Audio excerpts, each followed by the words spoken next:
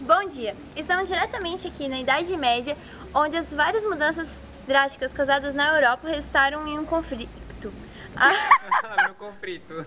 Onde as várias revoluções causadas na... várias revoluções. Agora vamos falar com uma moradora daqui. Bom dia. Não vai perguntar nada?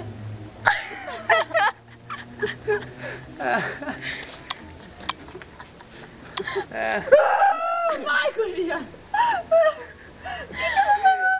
Eu ia perguntar quando que iniciou! Vai, Carol! Eu não consegui descalçar. Vai! Ai, pode me mijar aqui.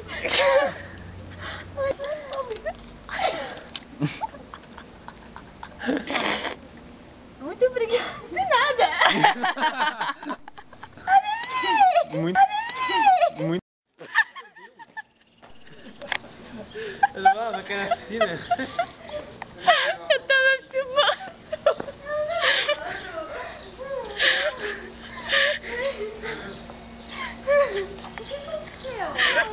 Ai, eu queria ensinar.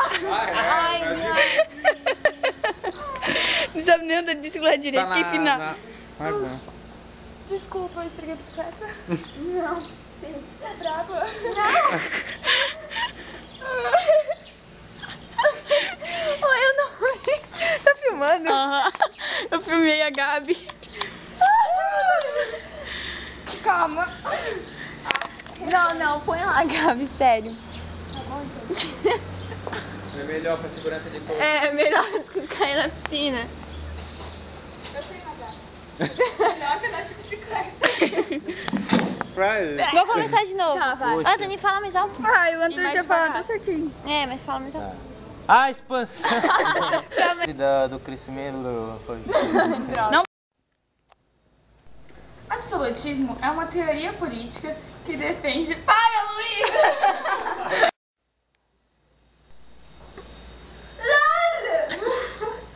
Você por aqui! Churrasqueiras Billy! Onde o meu churrasco é o melhor!